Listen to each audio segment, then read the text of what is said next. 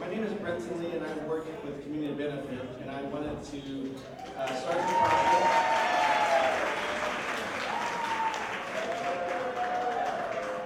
Thanks. Well, I just took a walk around the room to see how many of you had heated raised advice earlier this morning to get more plant food and greens on your plate, and I have to say I'm mighty impressed. So well done to all of you. Continue to thrive. Well, talking about thriving, that's what I had in mind back in January. John and I had just finished announcing the 18 David Lawrence Community Service winners. And we were trying to check up another box on our list, and that box was finding a keynote speaker. We were looking for a speaker that lined up well with our efforts at KP to help people improve and change their lives for the better. Well, John and I brainstormed, and we wanted to live up to the inspiring speeches given by our previous symposium speakers, Craig Kielberger and Rebecca Oney. And after some back and forth, John and I had zero ideas. We were really struggling and weren't really sure where to go with this year's symposium keynote speaker. So a few days passed, and I decided I better get going on this brainstorming. So I thought I would check the internet for inspiration. So before I even typed in the search phrase, I kind of went all squirrel, and I saw in the left-hand corner the topics that were trending, and I saw the name Sam Polk. So I thought to myself, Sam Polk. I'm pretty sure that was the previous president of the United States. I wonder why he's trending this morning. So I clicked on Sam Polk, fully expecting to find that picture I remember from my US history class. And instead of seeing that picture, I saw a picture of a vibrant young man, Sam Polk. And over the next few hours, as I did more searching on him, I realized that the reason he had been trending was because of an op-ed piece he had written in the New York Times called For the Love of Money. And in the end, after doing all that research on him, I was completely mesmerized, not because he had left his Wall Street career behind, but because of what he has since done with his life. So after Sam left Wall Street, he did a number of things, including volunteering and moving from New York City back to his native Southern California. What really invigorated me about Sam's story was that he realized he wanted to do something meaningful that would change lives. This has led Sam to start up a new nonprofit called Grocery Ships. Grocery Ships just launched their inaugural class of 8 families from South Central Los Angeles that come together each week for 6 months. This first class will graduate at the end of July, and at the beginning of August, a new class of 10 families will start their journey with Sam. It is with great pleasure that I introduce the Executive Director and Founder of Grocery Ships, Sam Polk.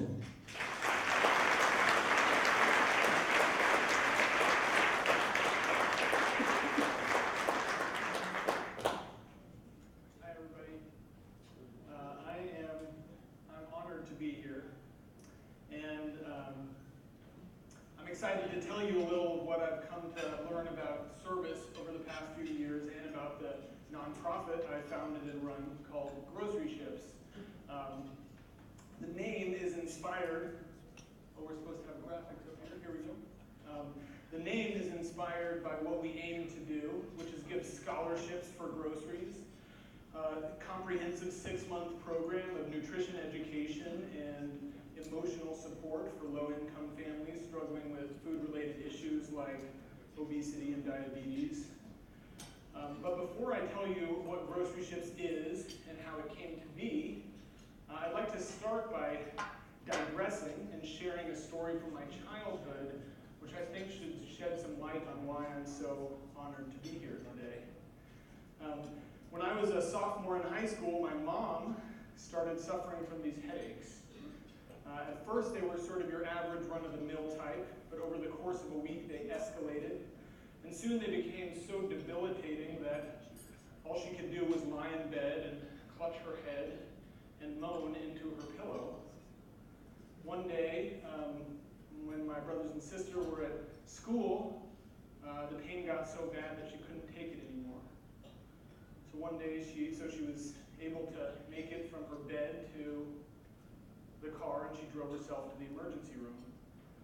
A few hours after school ended that day, I got a call from my dad telling me to meet him at the hospital. Mom had just gone in for emergency brain surgery to relieve the pressure from a subdural hematoma. And so I waited in the lobby of the hospital with my family, and for 6 hours I sat in silence waiting for the news. And just when I thought I couldn't bear it any longer, the surgeon appeared. And when he told me that my mom had pulled through, I let out an involuntary sob. And he told me that if she hadn't gotten to the hospital when she did, she would have had just a few hours to live.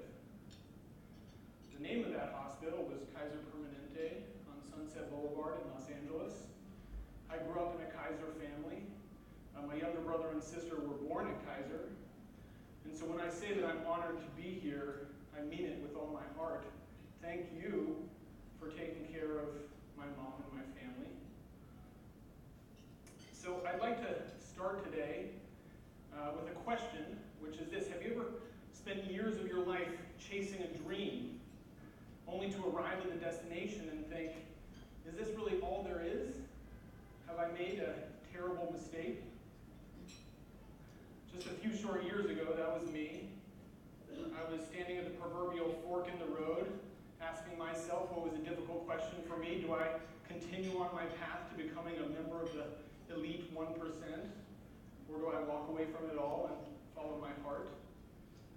I was, at 30 years old, a senior trader for one of the largest hedge funds in the world.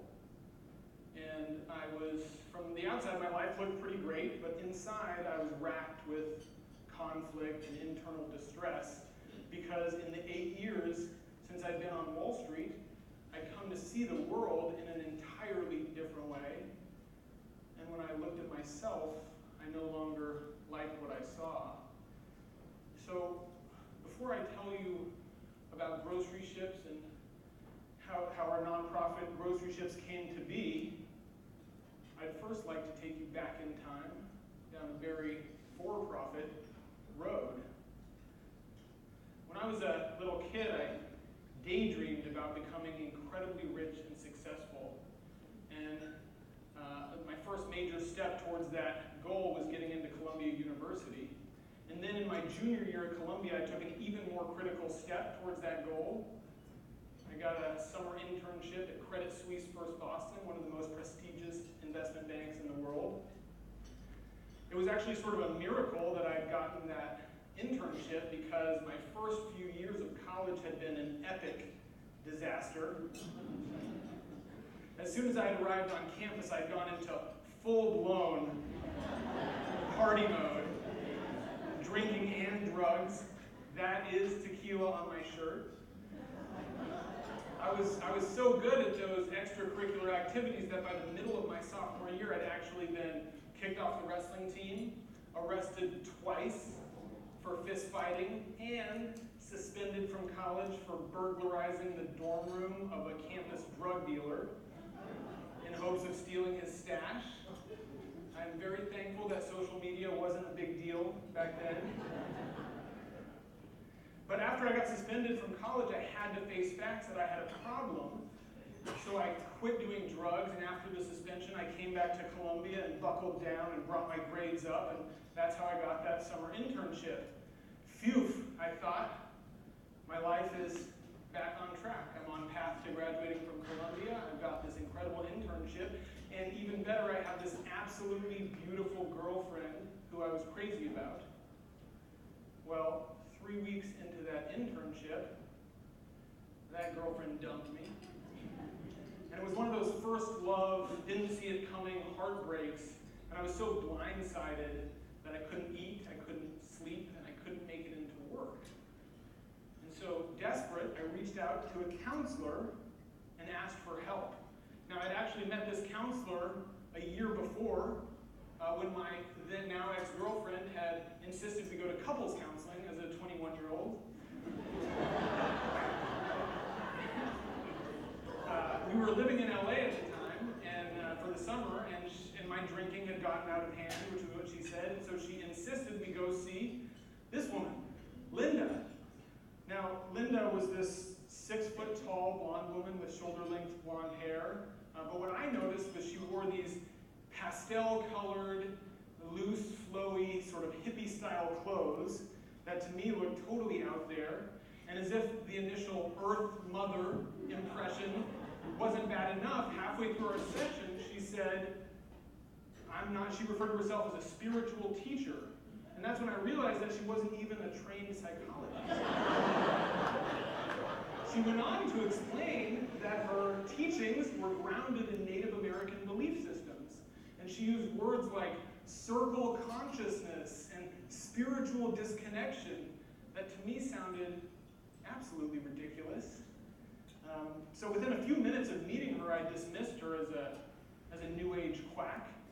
I went to a few more sessions to pacify my girlfriend, but then I put an abrupt end to the whole thing. But then cut to a year later, when I got dumped, she was the only counselor I knew. So I picked up the phone, and the thing was I was no longer concerned about her approach because all I wanted was relief from my own personal hell. And so I called her. And so in our first session, she quickly assessed that my problem with drinking and drugs was actually a symptom of a deeper problem, which she called a spiritual disconnection. And she said if I was going to regain wholeness or reconnect to my heart, I'd have to start by getting sober. Now, her words still made me roll my eyes, but she was now my only port in the storm. And so I followed her guidance and I gave up drinking and went back to work a few days later, and now on the trading floor, I felt so raw and exposed without alcohol in my system that it was all I could do to not burst into tears on the trading floor.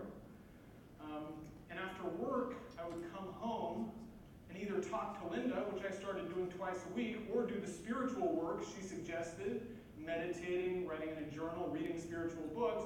And I didn't like any of this, but I thought, hey, if this is what it takes for me to pull it together to get a full-time job on Wall Street, so be it. But then one day she returned to this subject of spiritual disconnection. It was her belief that I had lost touch with my own inherent value, a condition, she said, that is pervasive in the Western world. And she said, perhaps this was not, my spiritual disconnection was behind not only my drinking and drug use, but also perhaps it was behind my need to become rich and successful because I was seeking to prove to the world and to myself that I was valuable. She then introduced a Native American concept called circle consciousness, which said that every life, from the moment that you're born, you're inherently valuable. No one life more valuable than another, which, she said, goes against our sort of widespread but often unspoken Western belief, which is that some people are more valuable than others. But she said not to worry. It is possible to reconnect with your inherent value. And when that happens to people, they bloom like flowers. Flowers? Really? Honestly, I didn't care about Native American blooming flower belief systems. Hadn't I made it clear that all I wanted was to get over this breakup so I could get back to the business of amassing my Wall Street fortune? But soon the strangest thing happened. After a few weeks, I found that instead of looking at these calls with Linda as a necessary evil, I was actually looking forward to them because Linda listened so intently to my thoughts and ideas that for the first time in my life, I felt like I was being valued for just being me. And in her presence, it felt like I had nothing to prove. That then started this very bizarre time in my life where by day, I was a fierce, Prada loafer-wearing, trading floor warrior. By night, I was meditating and journaling to reconnect to my inner voice, my heart. I was living a double life, and in truth, a pretty lonely one. Wall Street is a surreal place to have a spiritual awakening. But soon I found that the work I was doing at night, Linda's work, was actually helping me advance up the corporate ladder. And within a few years, my life started looking like I'd always imagined. I ate in the fanciest restaurants. I wore expensive suits. I took lavish Caribbean vacations. And I lived in a $6,500 a month loft apartment in the village. However, with each passing year, whenever I'd receive a bonus or pay the bill at a fancy restaurant, Linda's words would come rushing back to me about how I was seeking value through money and achievements. And when I heard those words, all of a sudden my accomplishments seemed less impressive. They made me feel hollow. And aware of this double life struggle, my twin brother recommended one day a book to me that he just finished called Tattoos on the Heart by Father Greg Boyle, who's a Jesuit priest in Los Angeles that founded the gang rehabilitation organization called Homeboy Industries.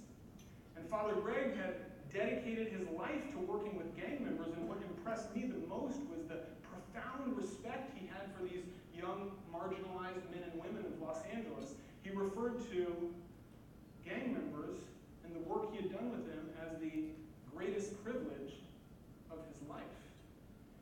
And it seemed that Father Greg believed that gang members were as valuable as anybody else in society, and so instead of spending his life clawing his way to the top, he'd actually spend his life reaching down below him and picking people up and reminding them of their own worth.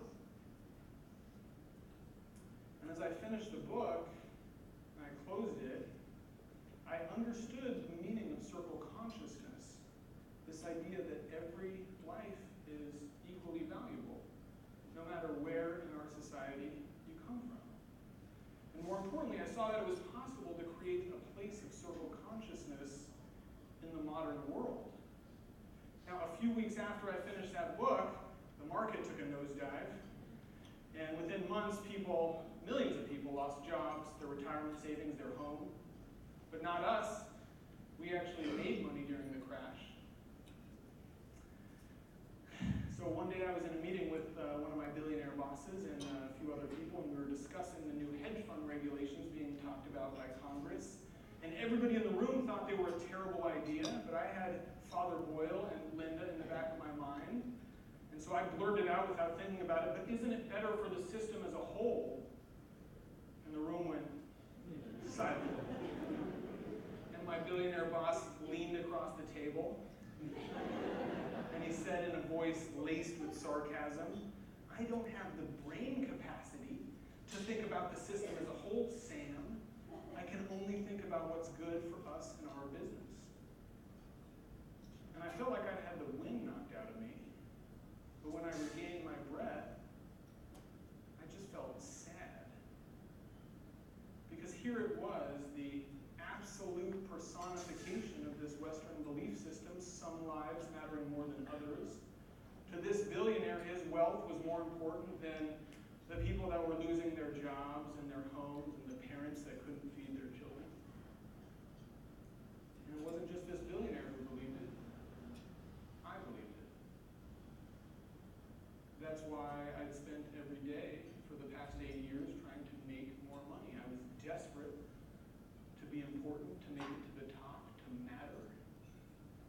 And for the first time, I saw the destructiveness of that belief system. How all of us on Wall Street in our all-consuming search for our own value through money and success were oblivious to the damage that we were causing.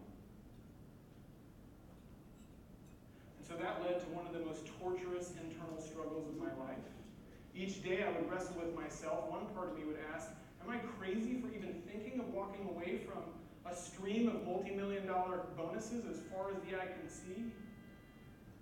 But another part of me would say there's got to be more to life than this endless accumulation of money, this constant jockeying for position and power. But did I believe that enough to walk away from what I'd been chasing my whole life? My inner conflict was so deep that I got sick 14 times that year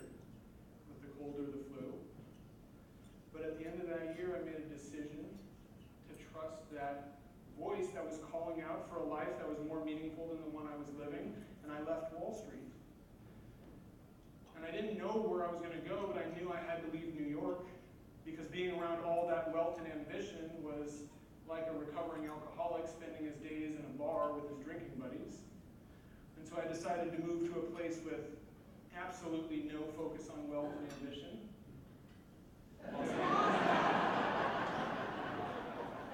Which also happens to be a pretty good place to reinvent yourself. And I had a new girlfriend at the time, Kirsten, who was just finishing medical school, and she was able to arrange to do her residency at USC. And all the details sort of fell into place, and so we packed our bags and moved out of the city, and we moved to Los Angeles. And when we arrived, I had no idea what I was going to do, except that I wanted to do the complete opposite of what I'd been doing on Wall Street, and so I started volunteering. And I worked with homeless teens in a drop-in center, and I taught writing to girls in the foster system, and I started going into jails and juvenile halls to speak about getting sober from drugs and alcohol. 3 years later, I come home one day, bubbling with excitement from a day at the local jail and connecting with the inmates, and I pull Kirsten to the couch and tell her all about my day, and when I'm done talking, she says, in order to continue this connected, energized feeling, let's do, one of our favorite activities. Let's watch a documentary. Kirsten and I are not the coolest couple in the world. But that day, we chose A Place at the Table, which is about hunger in America, how in the richest country in the world, millions of children don't know where their next meal is coming from. To put it into perspective, 50 million people rely on food stamps. That's 1/6 of the population. And the poor survive on the cheapest and least healthy food, so many are both food insecure and obese. And after the movie, Kirsten and I sat on the couch talking about what we'd seen, and as we were talking, I had this startling realization that the majority of documentaries that we'd ever seen were more or less about the same thing. They were all about this hierarchical belief system that Linda had talked about years before. Executives at the top of so many industries were saying, without actually saying it, my life matters more than yours. Executives in oil companies saying, my profit is more important than you having clean water. Heads of food companies saying, my wealth is more important than your health. Heads of Wall Street saying, my money is more important than your home. Even heads of private prison companies saying, my money is more important than your freedom. And the list goes on. In nearly every industry, executives worldwide were echoing the sentiments of my billionaire boss. I can only think about what's good for us and our business. And these executives were making decisions that benefited themselves financially at the expense of other people. And the consequence of those decisions, they all landed in the same place, on poor families who have freeways built through their neighborhoods and waste dumped in their backyards, whose children attend underfunded and sometimes decrepit schools. Everywhere you turn, it seems, the deck is stacked against them, and especially so when it comes to health. They are disproportionately targeted by food company advertisements, receive no nutrition education. Many work 2 to 3 jobs, so who has time to cook? And even if they wanted to, there are often no fresh produce markets in their neighborhoods. Instead, fast food companies on nearly every corner peddle cheap, highly addictive, unhealthy food. In 1,000 different ways, we've told poor families that they are not as valuable as people with money. People weren't just hungry and obese because of a toxic food culture. They were also stressed out, beaten down, and depressed from growing up in a culture that had told them from birth that they were worthless, and then turned around and sold them cheap, highly addictive food to ameliorate their psychic pain. It was and is a vicious cycle.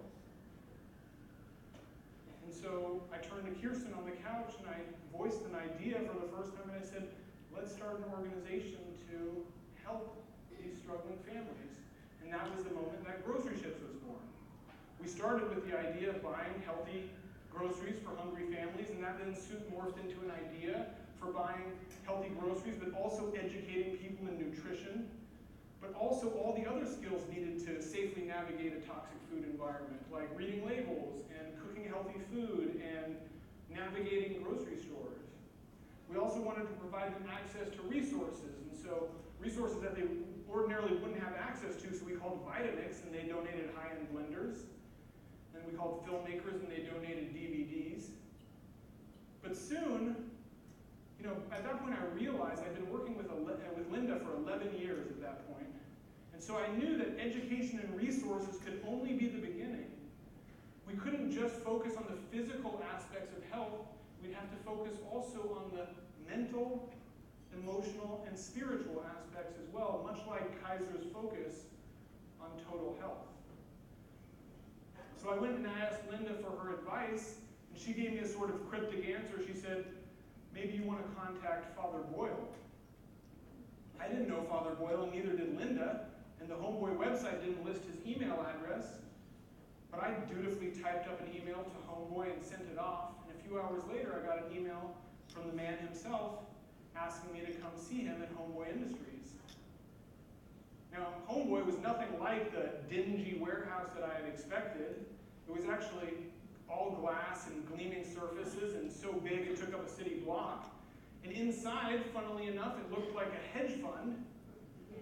But instead of traders in Italian suits, there were gang members, former gang members, with tattoos.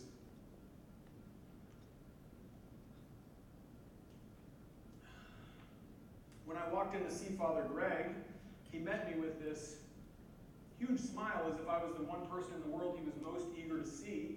And he invited me to sit and tell him about my idea. And when I did, he said he loved it. And I was filled with amazement at a world where I had just read about this guy, and now I was sitting with him, and he was saying that he wanted to partner with us. And then the meeting ended, and we stood up and walked out, and Father Greg gave me this big hug, and then he turned away, and immediately he was surrounded by men in suits, important-looking people asking him questions, shaking his hand. And it reminded me of my billionaire bosses, how when they would walk into the middle of a room, they'd become the center of it. Just then, this 12 or 13-year-old homeboy walked by, this scrawny kid, and as soon as Father Boyle saw him, he jumped out of this conversation and wrapped him in an enormous hug. And then while everybody waited, Father Boyle put his hands on the boy's shoulder and gave him his undivided attention. And when they were done talking, he wrapped him in another hug, and he sent the kid on his way.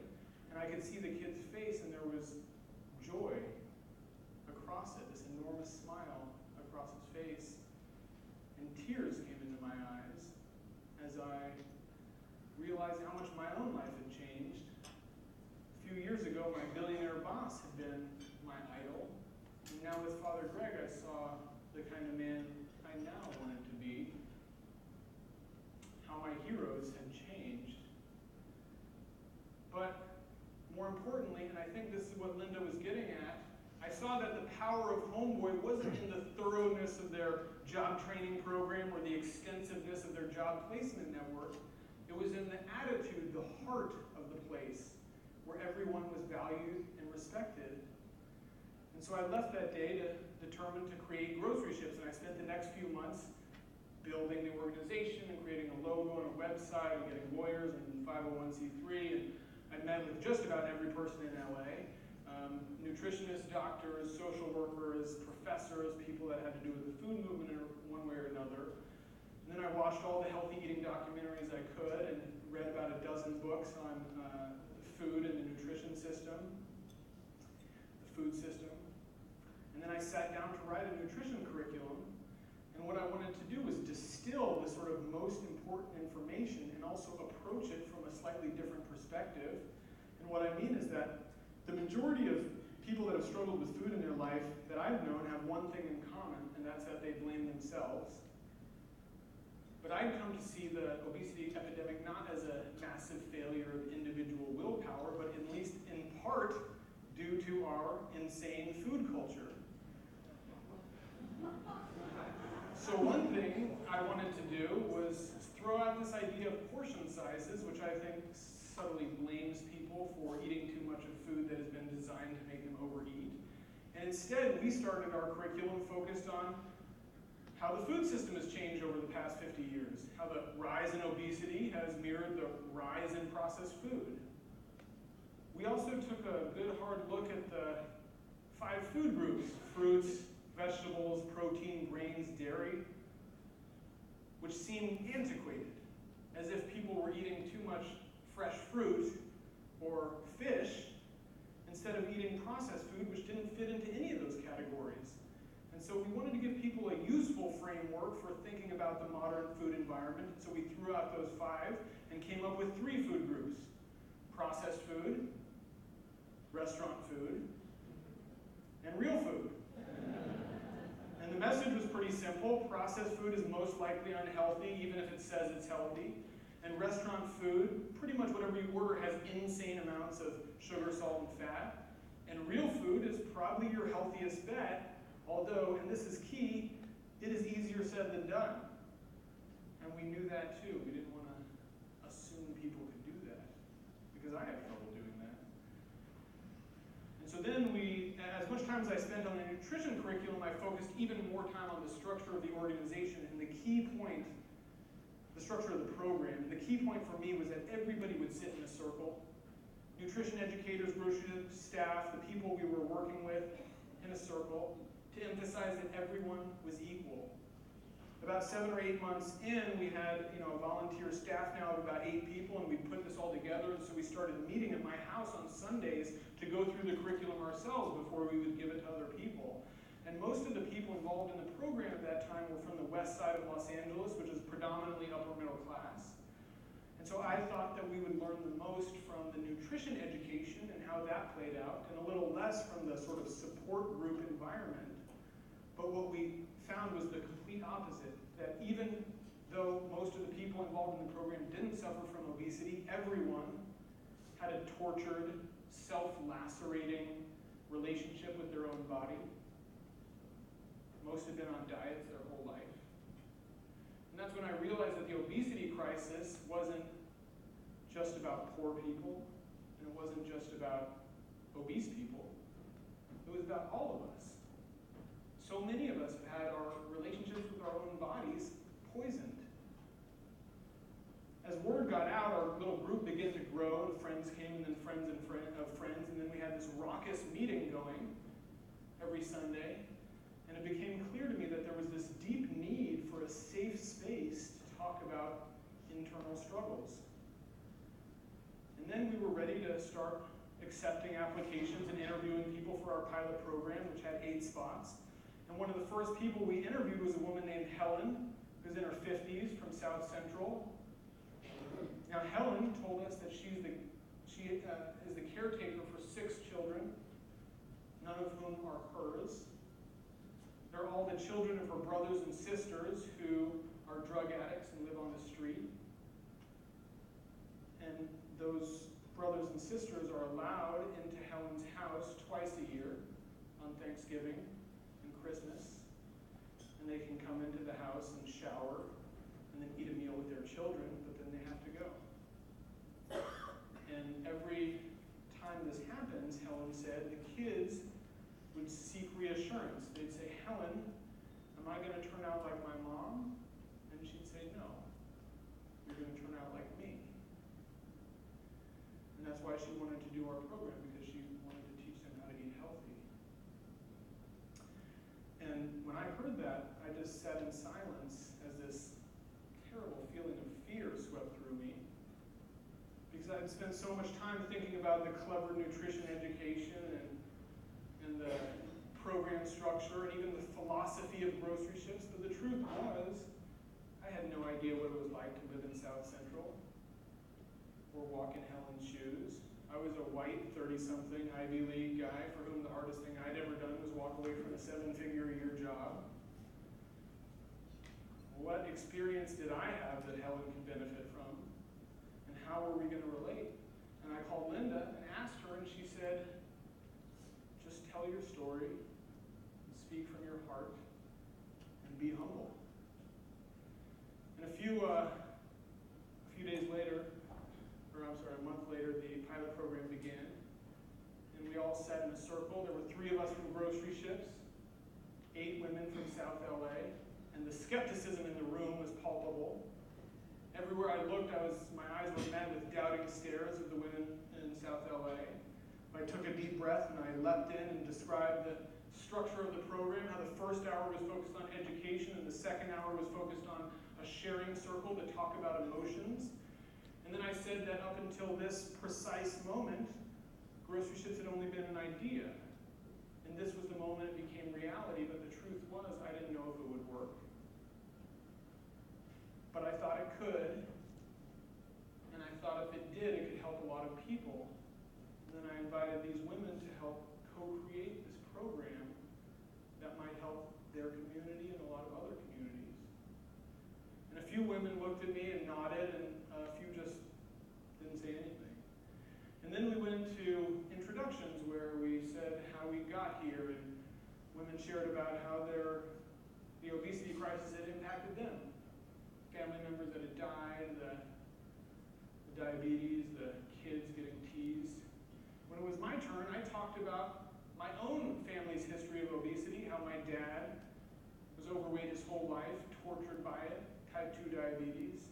My mom, overweight her whole life, tortured by it, bariatric surgery. My younger brother also had bariatric surgery. I come from a family of obesity. And then I talked about my own personal struggles, not just my past struggles, but my current struggles. I said, one night last week, I ate 6 donuts.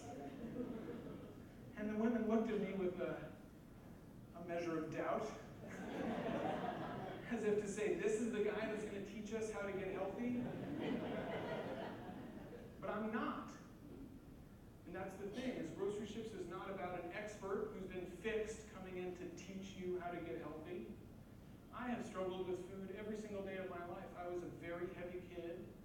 I got teased quite a bit because of it. As an adult, I've got a handle on it, but the truth is I've been on a diet for about 20 years, trying to lose the same 20 pounds. It hasn't worked yet, but I'm hopeful.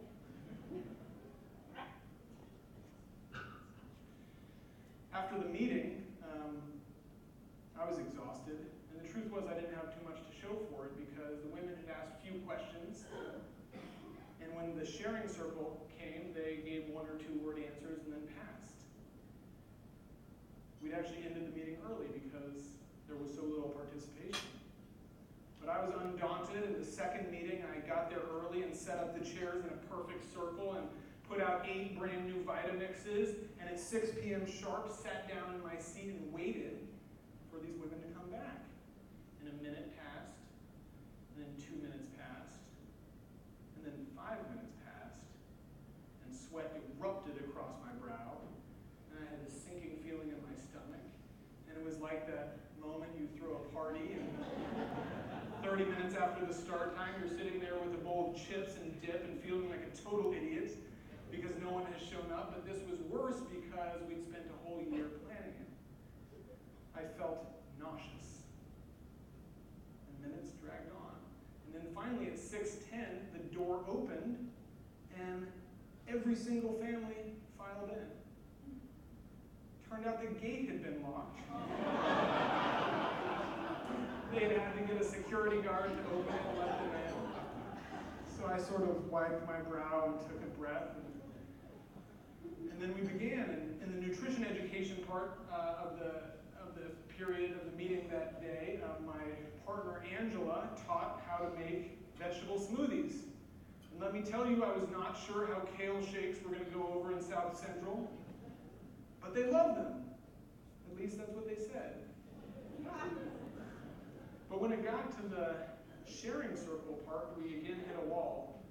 The women were reserved, guarded, one-word answers. When it was my turn, I told about how difficult it was to be a kid growing up heavy in this world. I told them how my identical twin brother and me, instead of being called the Polk brothers, we're called the Pork brothers. Oh, the women love that.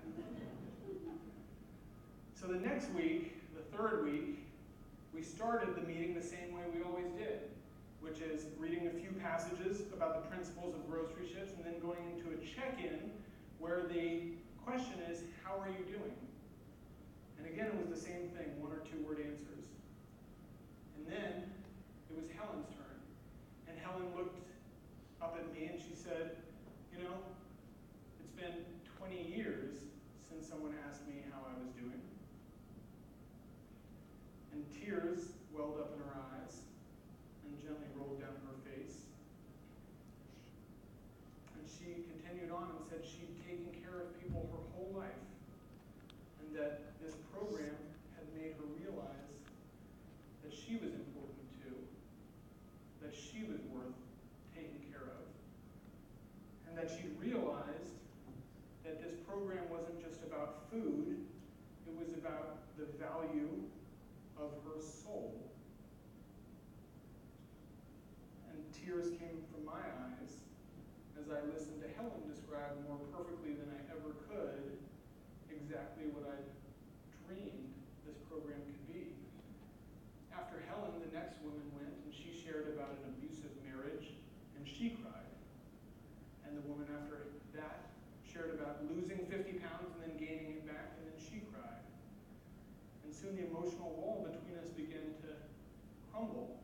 And over the next few meetings, we started having to put Kleenex in the center of the circle, because when one person cried, we all cried. And soon I began hearing reports of grocery store carts filled with colorful produce and kids making their favorite kale shakes for their friends. And the participants started eating better and sleeping better and exercising more and losing weight. But what was for me perhaps the most profoundly touching part of it was what was happening on an emotional and spiritual level. The women started referring to the grocery ships meeting as their safe space.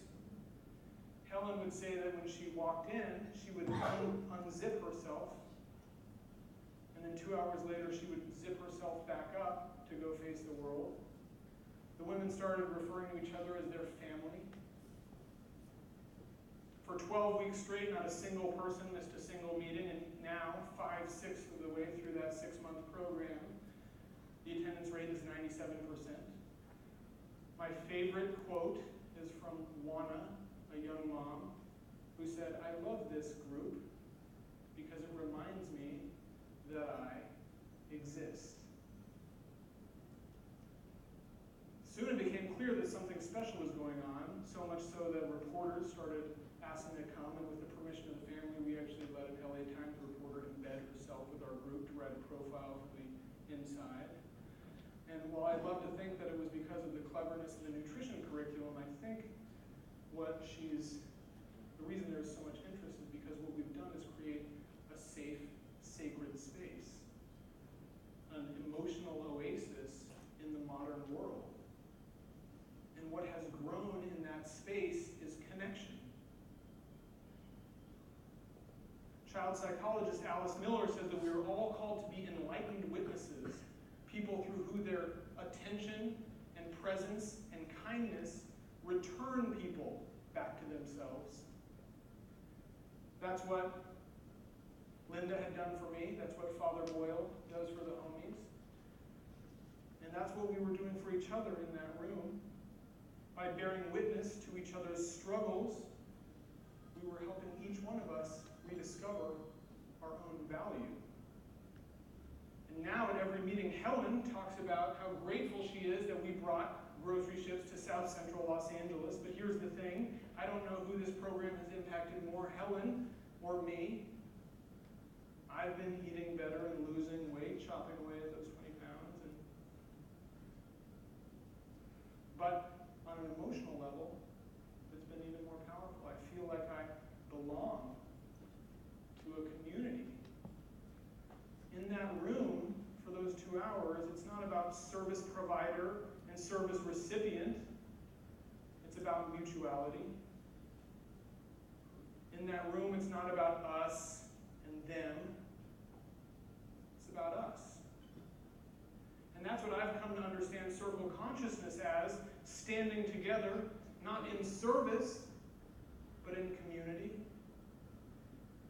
And now at the end of every Grocery Ships meeting, I walk away with a heart full because I feel connected to the group and to myself. Each week after those meetings, I am returned to myself, to that place we all started at, of wholeness and of empathy and of love. And here's what I've learned from those meetings. It's not about poor people and rich people. It's about all people. The poverty and inequality of our world are symptoms of a spiritual disconnection on a cultural level, and that disconnection impacts all of us. While I do believe that the 1% needs to give some of the money they have hiding in their Fidelity accounts to poor people, that's not just to help poor people, but to help them as well. Because what we all want is to feel connected. And amidst great wealth, there can exist a deep spiritual poverty. As Mother Teresa said, the problems in our world all stem from the fact that we've forgotten that we belong to each other. And I believe that the first step towards reconnecting with one another is to reconnect with ourselves and remember our own inherent value. And that's why my vision is not for a Grocery Ships group in every poor community, but a Grocery Ships group in every community, rich and poor alike. Because I believe that so many of us need a safe space to work on our health together and be reminded at least once a week of our own inherent value. In fact, in September, we're going to start a corporate wellness program to bring safe connection spaces into corporations. And the best part of that is that the money from that corporate wellness program will flow to low-income groups in the surrounding areas. That is circle consciousness. People restoring connection to themselves, their colleagues, and their surrounding community in one fell swoop. So 3 months into the program, Helen shared in the sharing circle how she was inspired by the knowledge she was learning, and she wanted to bring it to the rest of South Central LA. And so she started the process towards making a community-wide film screening of movies like Food Inc. and Fed Up. And in that moment, I saw the power of circle consciousness, how when you help empower somebody by reminding them of their own value, they bloom like flowers. I said it, they bloom like flowers. Helen is already showing with new passion, is already showing signs of becoming a great community leader. Maybe she will be the one to bring real change to the food system in South Central. With a community behind you to support you and share your burdens, anything is possible. Helen and her children, by the way, are a Kaiser family. So thank you for all the work you do here at Kaiser, not only at Kaiser, but in all the surrounding communities and all these wonderful initiatives being celebrated today. And let me personally thank you for the opportunity to share my story, for taking care of my family, for taking care of Helen's family, and for allowing Grocery Ships to stand in community with you. Thank you.